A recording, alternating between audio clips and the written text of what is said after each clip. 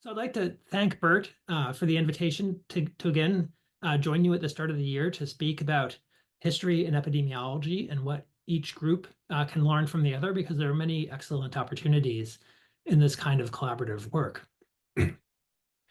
So after this past summer, there's really no need to convince anyone about the relevance of heat and increasing heat to the health and comfort of individuals and communities. Boston was just through one of the hottest summers ever, as was much of the world. Now, anyone who was here 2 years ago heard a talk I gave about work that I've been doing about the history of heat and health. The health threats of heat are one of the oldest concerns that you can find in Western medicine, going back to the time of ancient Greece. Urban heat waves had become a recurring problem in cities in Europe and the United States by the late 19th century, and it becomes a very concrete cause of concern amongst many people. And since that time, doctors and epidemiologists have worked hard to determine who's most at risk and why, and then to figure out strategies to prevent the deaths from heat. The assumption is this should be a preventable form of mortality, but it clearly remains a work in progress. We still have people dying of heat each year.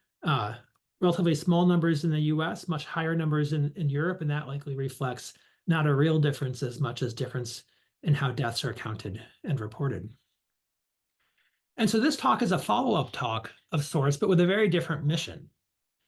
It turns out, while this summer was unusually hot in Boston, the hottest day in Boston history was actually a long time ago, on the 4th of July, 1911, where the official reported temperature hit 104 degrees Fahrenheit. And the assumption is that the actual temperatures at the street level were much higher. That was a rooftop temperature at the Weather Bureau. And this hot day on the 4th of July was part of a deadly heat wave that killed over 1,000 people in Massachusetts that July. So one question you might wonder is, why might epidemiologists be interested in a 100-year-old heat wave? And there are several reasons. First, for a long time, epidemiologists have been interested in predicting future conditions. That's one of the core missions of the field. So for instance, when COVID got going, Mark Lipsitch and many others started making predictions about what course COVID would take.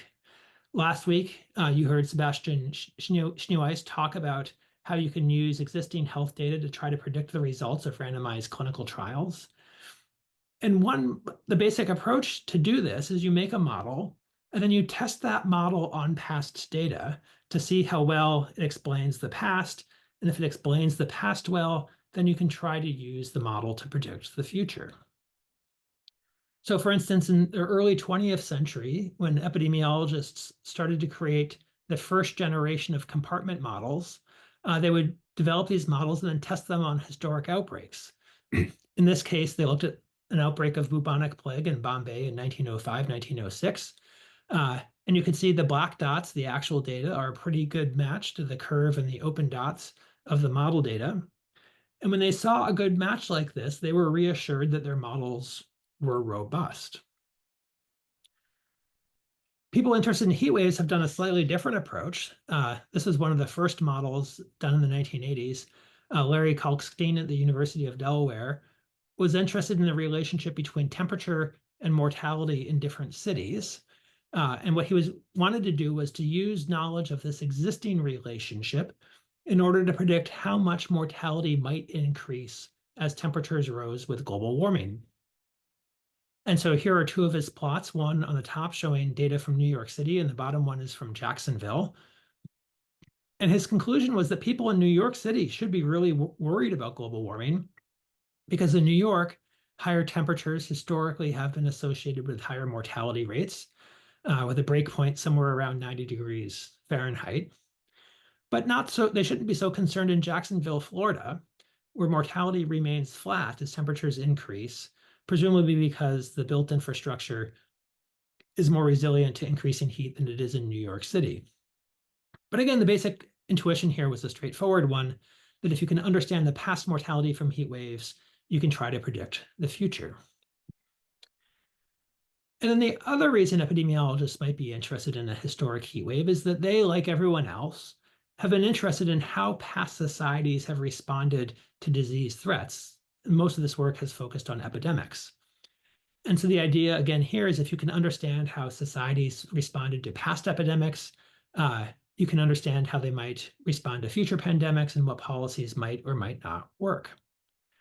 Now, the classic model of a historical analysis of an epidemic was provided by Charles Rosenberg, a historian recently retired from Harvard.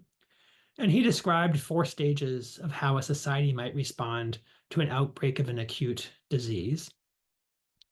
And historians, myself included, were quick to apply this kind of analysis when COVID got going to try to predict what would happen. And I think anyone who was involved in COVID era predictions, especially early on, found it a humbling experience. Some aspects of the predictions came true, others not so much. And so now we find ourselves 4 years into COVID in the aftermath. I'm not sure you can call it the aftermath, but something close to the aftermath, where historians, like everyone else, have been engaged in serious reconsideration of their models. What did our past models do well? How do we need to adjust them? So for instance, some historians have called on the field to pay closer attention to the role that race plays in epidemics. That was something that was clearly demonstrated early in COVID. Experts in African history have said that Western historians who see epidemics as an acute event need to readjust their understanding of temporality. In many places in Africa, epidemics are a chronic state where there's just always some kind of epidemic happening somewhere in the community. And so you shouldn't see an epidemic as an acute perturbation, but as essentially the steady state baseline experience. But some of the most interesting work critiques came about this question of how well you can make analogies between past and present or between different places. There was a historian working at the University of Hong Kong in 2020 when COVID struck. And he said there the obvious temptation was to compare COVID in 2020 to SARS in 2004. They're obviously related respiratory viruses. But he said even that was a dangerous comparison to make because Hong Kong itself had changed so much between 2004 and 2020 because of the Chinese takeover that any kind of analogy might be misleading. And 2 French historians pushed this further. And they said that historians need to resist the comforts of comparison because epidemics are so specific to the time and place that they strike that it's very difficult to analyze epidemics in one place at one time and assume that those analyses will be useful for epidemics in another place in another time. Now, I think that's a bit of a nihilistic and extreme critique to make. I think a compromise is in order. COVID clearly did do many of the classic things that epidemics do. And so if I go back and look at the predictions that I made in early March 2020, I'd probably say 90% of those came true, which isn't a bad prediction record for a historian. But also, COVID clearly did many things that were unique to COVID. We continue to have waves of COVID as we're experiencing now, which is pretty unusual for an acute viral infection. We're still struggling to understand things like long COVID, which isn't the kind of thing that smallpox or measles or chickenpox have done. And so while it's clear that we can learn from the past, we need to be attentive to the context-specific differences. And so you have to learn from the past, but do it carefully. And as you will see, heat waves demonstrate this really well. And so this summer, I had the good fortune to work with a terrific undergraduate research assistant, Darcy Lynn, and I set her loose on the really copious newspaper coverage of the Boston heat wave in July 1911 to see what she could find out. And then we also spent some time exploring the medical literature, and I found a bit of interesting material. I'll talk about it at the end in the HSPH archives. I'm still tracking down a few kinds of sources. Somewhere there must be a good photograph collection from this outbreak. I haven't found it yet. And I suspect that there are diaries or journals in the Massachusetts Historical Society, which I hope to find, but I already have a ton of material, so that's not a problem. And so as you will see, while there is much that is recognizable of the experience of heat in Boston in 1911, there's much that has changed. Many of the things that they were concerned about are not things that we would be concerned about. And so we need to look carefully at this history and try to figure out what aspects of this matter to us now. Why? What are the lessons that we can learn from this experience 113 years ago? So heat was not a new problem in Boston in 1911. There had been disruptive heat waves periodically, 1811, 1880, 1881, 1896. By the late 19th century, the advent of telegraphs and then telephones had greatly improved people's access to national weather data. So the Boston Globe every day would publish temperatures at different cities around the country. But forecasting remained quite poor. Weather forecasting has been notoriously difficult, and the kinds of forecasts we take for granted now are mostly a post-World War II kind of phenomena. And so if you look at the forecasts that were issued for July 1st to July 4th, they were pretty unremarkable. And it was basically the same forecast published day after day after day, calling for fair and warm weather, nothing that would have caused any concern. For instance, there was no mention of the severe heat that was building in the Great Plains in the American South.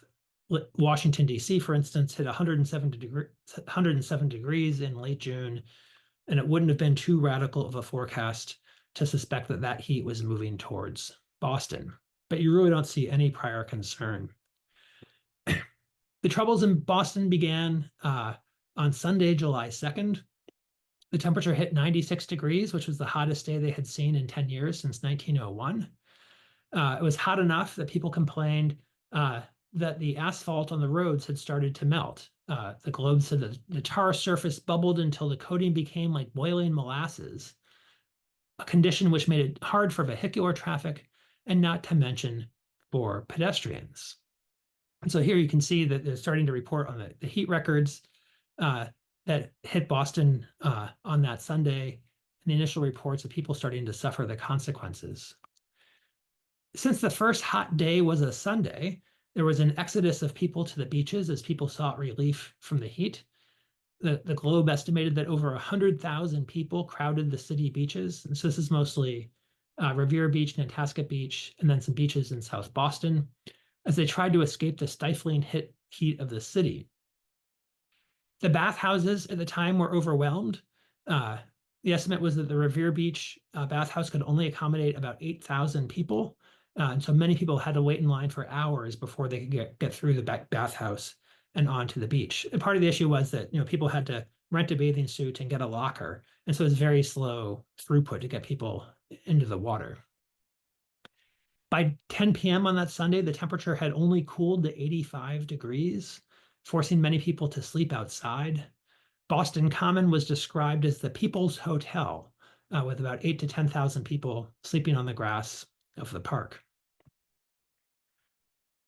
Monday, July 3rd, the temperature continued to increase. The Globe described the sweltering atmosphere in the city as the record heat wave struck.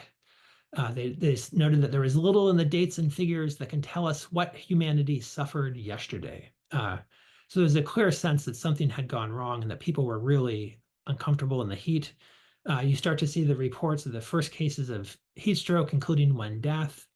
And here they finally do make a forecast that the torrid wave would continue because the heat extended all the way across the country to the Rocky Mountains in Colorado. Now, the temperature peaked officially at 104 degrees on July 4th, but there were other thermometers throughout the city that had unofficial thermometers that reported much higher temperatures, 107, 110, 111 in one case. The Globe continues to publish more and more reports of people who have been killed or struck down by heat. Some powerful thunderstorms rolled across New England on July 5th, providing some relief. The storms themselves were quite damaging, knocking down telegraph lines, flattening crops, igniting fires, but they at least did break the heat and humidity. And you can see the headlines. Thunderstorm breaks the torrid waves' grip. The grasp of death has loosened. Again, the forecasts were that the heat would return after the storms. And sure enough, that's what happened. It was hot again from July 9th through July 12th. Not quite as hot as it had been on the 4th of July, but it was more humid. The following weekend, July 8th, Revere Beach draws a crowd of 200,000 people. Having been to Revere Beach a few times, I can't imagine what that must have been like with 200,000 people there. And the estimates are half the population of the South End was sleeping outside on the streets of the city. And the anecdotes, and there were scores of these that the Globe was describing, the anecdotes can give you a sense of what happened. A 5-year-old boy who was trying to climb into an ice wagon, climbing up the wheel, was killed when the driver began to move off. By July 3rd, most of the factories in Boston and Cambridge had to close down because of the heat conditions were too severe for people to work. Fans complained that the Red Sox games were slow and uninteresting because it was so hot that the players could barely perform. There was one report from Lowell that the heat was so intense that eggs hatched even without hens incubating them because it was warm enough in the air just to complete the incubation of these eggs. July 6th, department stores closed down, which they'd never done before, surprising employees and customers. Hospitals were overwhelmed by patients. And one of my favorites, two cows seeking shade wandered into a jewelry store and smashed a display case. There were a few problems that got recurring attention. The beaches were a chronic cause of concern. As people sought refuge in the beaches, a whole series of problems followed.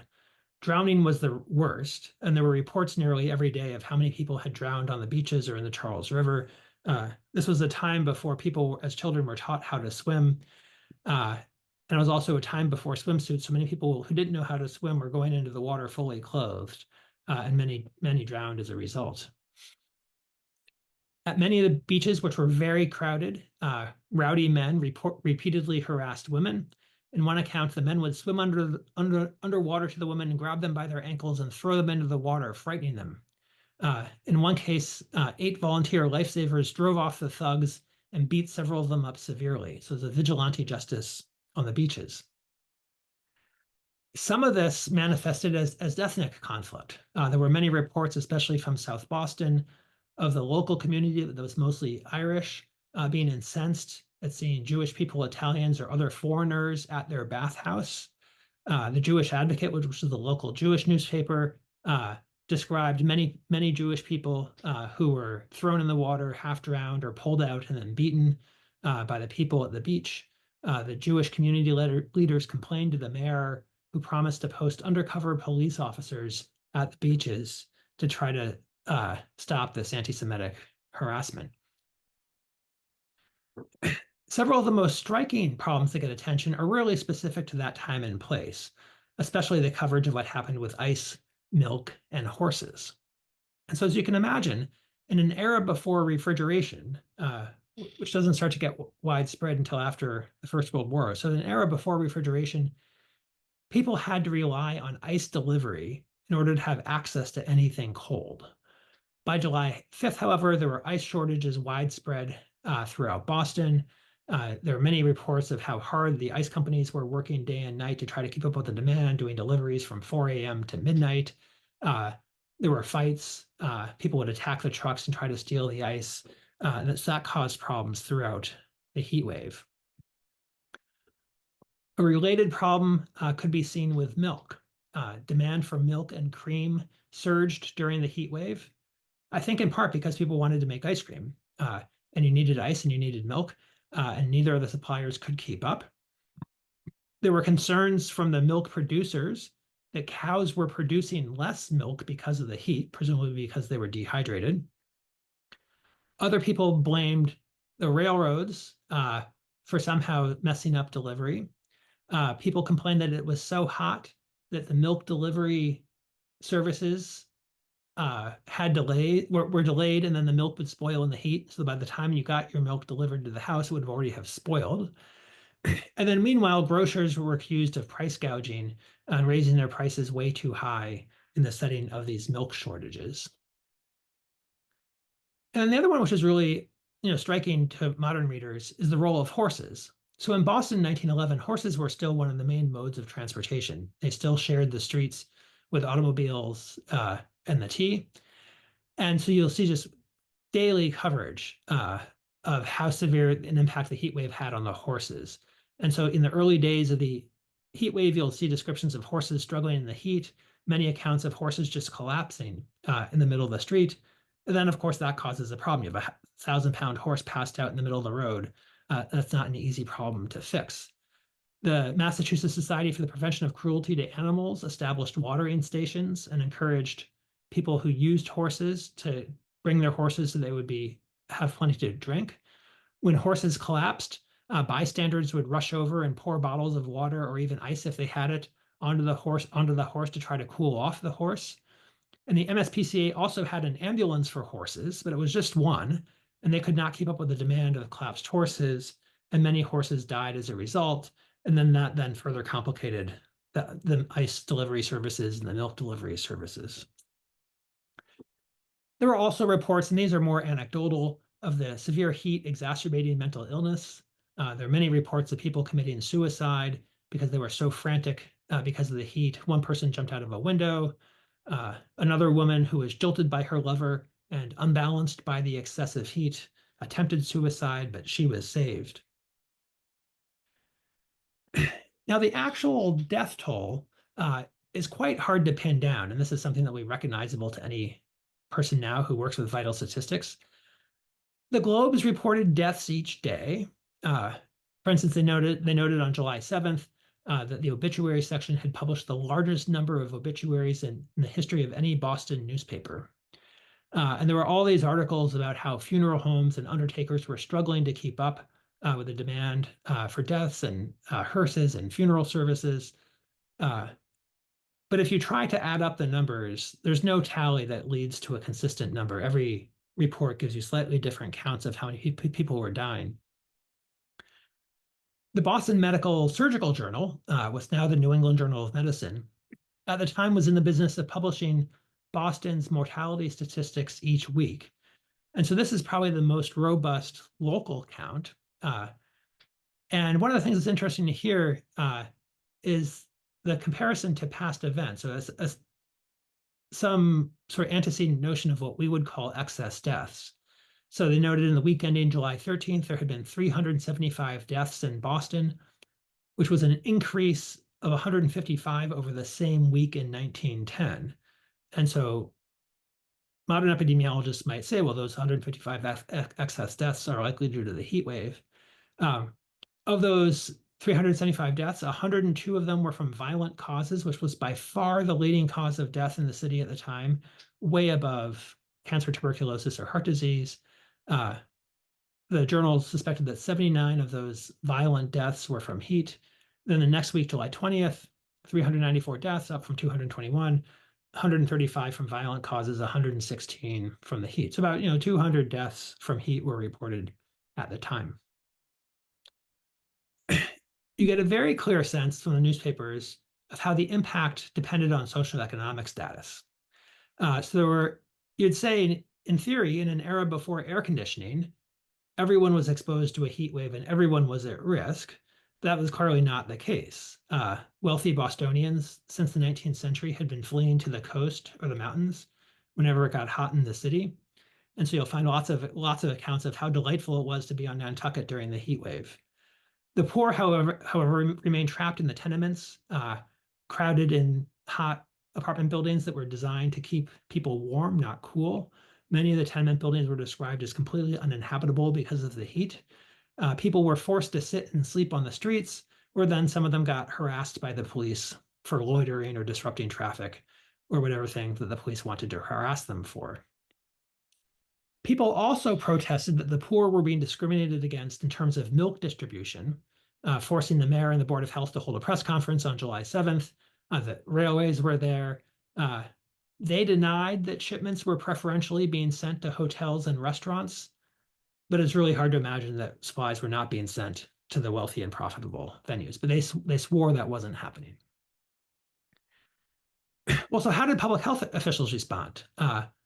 Both Boston and Massachusetts more broadly in 1911 probably had one of the most sophisticated public health programs, most active public health programs in the country. But they didn't have a whole lot of options for responding to a heat wave. They were really finely tuned to respond to epidemics, especially diarrheal diseases. They pushed the mayor to create a system of free distribution of ice to the city's poor. And so trucks would go through the city and poor people could get handouts of a small amount of ice. The president of the Boston Ice Company promised to cooperate, but said it was very, very hard given the ice shortages. The fire department agreed to flood the streets. They would open the hydrants and just send a wave of water across the streets. This was seen as useful for washing out the kind of filth that was rotting on the sidewalks in the heat. but people thought that that would actually substantially cool off the streets as the water evaporated. The Globe said the fire department's efforts were welcomed by hundreds of tenement dwellers who found that the temperature in the canyon-like thoroughfares actually dropped a few degrees after the pavement had been thoroughly drenched. Uh, when the fire department protested that it didn't have enough men to open up all the hydrants, the police department offered to transfer officers to help out the fire department. In response to the concerns about the price gouging for milk, the city purchased and then distributed 3,000 bottles of milk free throughout the city. That's 3,000 bottles for a population of about 800,000. So I'm not sure how useful that would have been. And then they also made the harbor ferries free to women and children so they could go out into the harbor to get access to cooler harbor air. Now, the discussions in the medical literature show up quite quickly. Uh, as I had said, no, the Boston Medical Surgical Journal published the weekly mortality statistics, and there were other commentaries. For instance, they noted that the July 4th celebration had far fewer injuries than usual. Every year, there had been a whole series of people who'd be injured by fireworks and other problems on the 4th of July. This year, they only had 2 injuries instead of 33. They had 2 explanations for this. First, city officials had been encouraging people to like calm down on the 4th of July and be less aggressive in their celebrations. And so the editorial concluded it seems fair to attribute a large part of the immunity of the 4th from serious trauma to the development of a sane popular attitude towards patriotic celebration. So they thought that the people had self-censored their use of fireworks, but then it also added that a certain amount of the abstinence from pyrotechnic enthusiasm was probably due to the extreme heat which happened to prevail. And so the feeling was it was so hot on July 3rd and 4th that people just sat where they were and didn't bother to set off all the fireworks. 2 weeks later, there was an editorial on August 3rd that was wondering about why is it that heat actually increases mortality rates in adults. They focused on people with pre-existing cardiac disease, suspecting that they were at risk of low blood pressure from dehydration, and also suspected that alcohol must have something to do with this. In October, so this is now 3 months after the heat wave, the journal publishes a series of case series from Boston City Hospital and Kearny Hospital. Kearny Hospital was the second oldest hospital in the city until getting shut down last week. And if you look at the both case series, they highlight that alcohol was a factor in many, many cases of heat stroke. And they were also really interested in questions of race. And this is something that really puzzles me. You almost see very few comments about race in the Boston Globe, but all the medical discussions are fixated on the question of race and susceptibility. So at Boston City Hospital, they categorized Bostonians into 4 categories: dark, blonde, medium, and Negro. I assume dark, blonde, and medium was white people based on their complexion and hair color. And they found that most of the deaths were in people with dark hair and dark complexions. So not African Americans, but in dark complexioned white people. And I'm not quite sure what that means or exactly what their interpretation of it was. They just put that out there as that was the highest risk group. November, the journal published a long review article about heat stroke and heat-related mortality. It's really focused on the clinical aspects, the presentations, the syndromes, and treatment. Doesn't say much about epidemiology. There's a brief discussion at the end about risk factors. Again, that they are really concerned about the role of alcoholism as a risk factor for heat-related mortality. So after this, there's a heat wave in 1911, a binge of coverage in the newspaper, a lot of discussions in the medical literature. And then in Boston, it mostly goes quiet. There were still heat waves. There were occasional discussions in the journals. But then 20 years later, 1932 to 1934, there were 3 articles that were published, 2 of them in the New England Journal of Medicine, that focus on the question of heat-related mortality. And this is the earliest attempt that I have found in the United States to offer a serious analysis of local and national data about the effects of heat waves. And this effort came from a team here at School of Public Health and at Harvard Medical School. One of the authors, Margaret Hilferty, was in the Department of Vital Statistics at the School of Public Health, and her co-author was George Shattuck. who was an assistant professor of tropical medicine at Harvard Medical School. And these articles make really interesting reading. So they struggle with problems that are well known to heat researchers today, especially the problems of imperfect data. They had two specific complaints. One was that case definitions were inconsistent. And so if something got reported as a case of sunstroke, you really didn't have much idea of what that meant. And they were also really frustrated by the fact that if you look at federal and state reports, both of which were supposedly based on death certificates, the actual tallies of mortality were different. And so you can see at the table across the top, none of the death numbers agree between the federal reports and the state reports. And Chaddock and Hilferty really didn't know which set of data was more reliable. And they were really frustrated by that basic kind of problem. But what they did is that their first thing they did was to try to get all the data they could find from heat waves in different cities. And they compiled data from 1900 to 1928. And you can see that in their graph. And if you look at that graph, initially they will say, well, the trend line is that mortality is declining. But then they admit there's an ambiguity. If you remove the heat wave of 1901 from the data and start the analysis in 1902, there is no trend between 1902 and 1928, which raises the classic question of sort of data selection and how much researchers can adjust the output of their analysis or the outcome of their analysis based on a relatively trivial decision about whether you start your data set in 1901 or 1902. Other observations they made was that the rates of mortality were higher in urban areas than in rural areas. That wasn't much of a surprise. The urban heat island effect was very familiar by this point. Mortality rates were higher in men than in women. Again, that wasn't a surprise. That was seen as the occupational risk of men who were doing harder labor. And again, they were confused by data about race. Nationally, rates of heat-related mortality were higher in, the word they used was colored, in colored people. But this was puzzling because in the medical literature, the prevailing opinion was that people of African ancestry were less susceptible to heat than other people were because they were evolved for it. And so their only conclusion was that these colored people must have been more exposed, and their increased level of exposure outweighed their increased native susceptibility, and that's why they were dying at higher rates. And then Chaddock and Hilferty also looked much more closely at the Massachusetts data from 1911, getting their hands on as many of the death certificates as possible. And this revised upwards dramatically the total count of deaths. So the medical journal had reported 195 deaths in 1911. They came up with a total of over 1,000, 1,105 deaths. So a five-fold increase in the death count.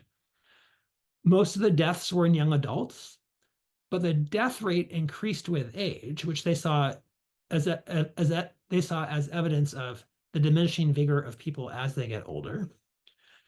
They wanted to figure out what were the highest risk jobs, but unfortunately the death certificates did not report occupation consistently, so they couldn't figure it out.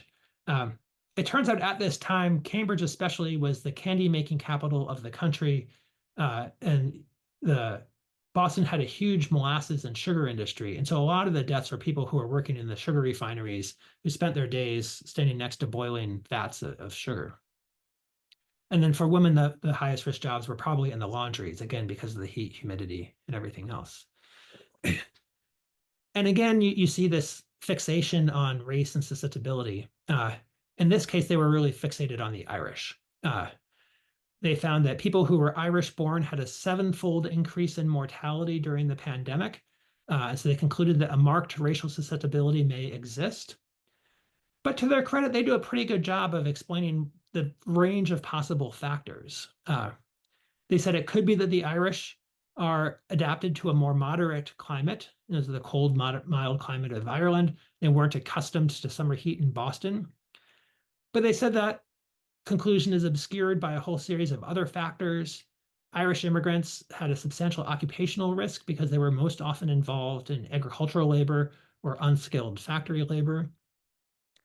And they also said that any kind of adaptation to extreme weather could be confounded by the habits of eating and drinking of the Irish, especially the alcoholism.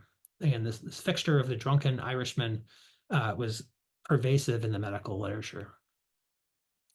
So I've been curious for a long time about this collaboration between Shattuck and Hilferty. Where did this collaboration come from? Why did they look at the Boston heat wave 20 years after the fact? Shattuck is very well known and is well documented in the school archives. He was a graduate of Harvard College and Harvard Medical School, interned at MGH, decided he wanted to see the world before starting private practice, ended up in the Philippines where he met Richard Strong. It sounds like they just happened to bump into each other. Strong was then the professor of tropical medicine at the medical school and the School of Public Health. Shattuck worked with Strong for a while. He enlisted during World War I, like most Boston physicians did, was first assigned to a Red Cross HSPH expedition to control typhus in Serbia. Then he spent some time serving in France. He joined the medical school faculty after the war in 1921, was on the faculty for 26 years, and then participated in a series of famous expeditions that the Department of Tropical Medicine did to the Amazon, to Liberia, to Yucatan, and to Guatemala. Shattuck is well documented. These expeditions off to the tropics got a lot of attention in the press. He becomes obsessed with what happened to Mayan civilization. Nothing I have found in any of these expeditions does he talk about the problem of heat, but it's easy to imagine that years spent hiking through the jungles in the Yucatan and Guatemala and Liberia would have made him very aware of the problem of heat to tropical medicine.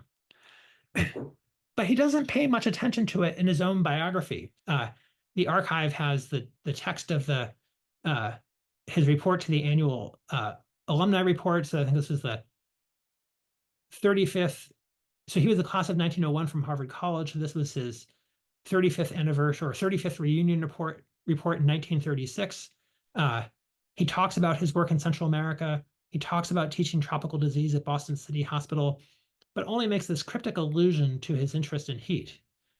He said, finding that private work in the field of tropical medicine did not pay the bills, I closed my office and moved to Harvard Medical School, where I can be reached by any classmate who may suspect that he is suffering from a touch of the sun.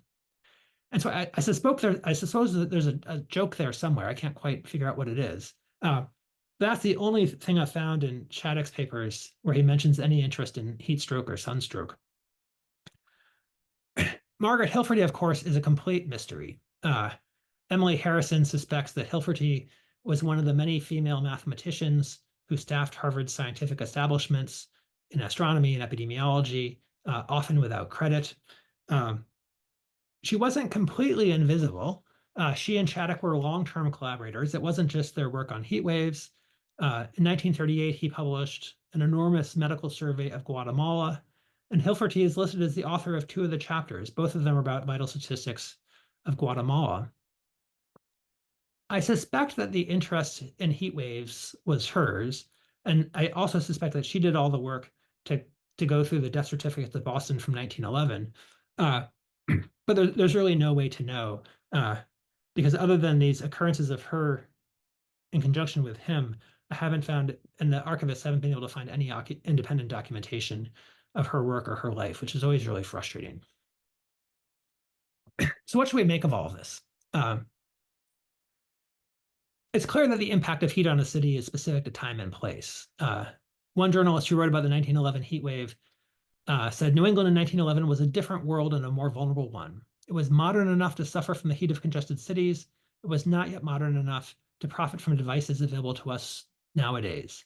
Ventilation back then was poor, electric fans a novelty, refrigeration primitive, and in-home air conditioning unknown. Strenuous exertion was routine on and off the job, the automobile and the elevator reserved to a favored few. The poorest neighborhoods were crowded and oven-like beyond anything known today. And I think that's all true. Certainly, the 1911, as I said, the attention was focused on beaches, on horses, on milk, and on ice. I don't think you'd find any of that in discussions of a Boston heat wave today. But many of the concerns are familiar and relevant. Epidemiologists continue to study differential susceptibility to heat waves by race. 1911, the focus was on the Irish. Now the focus is on Black and Brown communities. The risk factors are different, but there is still this problem of differential exposure. We continue to see evidence of socioeconomic disparities. In 1911, the poor suffered from price gouging from tenements, from police harassment, while the rich fled to resorts. There were concerns about low wage laborers, and those kinds of concerns persist today. The main concern with poverty is about occupational risk and also access to air conditioning. And one of the frustrating things is, even though we've known for more than a century that the poor are most vulnerable during heat waves, we haven't yet taken the actions to protect the whole population from heat. And public health officials still struggle to figure out what to do. Uh, the Then they did things like ice distribution, street flooding, free rides to the harbor islands. Now Boston's heat plan involves a tree canopy, cooling spaces, water parks. Of course, we could also be doing more to prevent global warming itself. And then this raises the last two issues I want to bring up about heat and climate change and politics. Now, when I tell people I'm working on the history of heat waves and that the hottest July in Boston history was in July 1911, some wonder if I'm engaged in the project of chronic denialism by arguing that heat waves aren't a new problem, that they've actually always happened. And so it's important to make clear that is not at all what I am trying to suggest. Heat waves did happen in the past, but they are certainly more frequent and more intense now because of global warming. I don't think there's any doubt about that. And someone else said, well, am I trying to tell a story that's a celebration of technology and adaptation? And there is part of that story there. The development of air conditioners, of refrigeration, and automobiles have largely solved the problems that Boston faced in 1911. There are also fewer drownings now, which is a result of a different set of factors. And so those are indeed examples of successful technological adaptations to heat. And presumably we will keep developing new technological adaptations. But it's worth stopping to ask whether our adaptations are truly successful. Yes, air conditioning and refrigeration clearly improve the quality of our lives, but they also have a serious cost. Both of those devices cause a net warming of the environment because of the second law of thermodynamics. If I have an air conditioner in my bedroom, it might cool my bedroom, but the street outside my window will be hotter because of my air conditioner, and there'll be a net increase of heat in the environment. And so a critique would be that these things, like air conditioning and refrigeration, aren't as much adaptations as they are technologies of displacement that simply push the problem down the road to a future date. And you start to see this concern. This was an op-ed that came out just a couple of weeks ago, warning us that we will eventually have to pay the price of our use of these devices, and that might force us to reckon with heat in the ways that they used to in the past when we did not have easy access to air conditioners. So these lessons from the past might come back and get us in a very regrettable way in the years to come. So thank you, and I hope I've left some time for questions.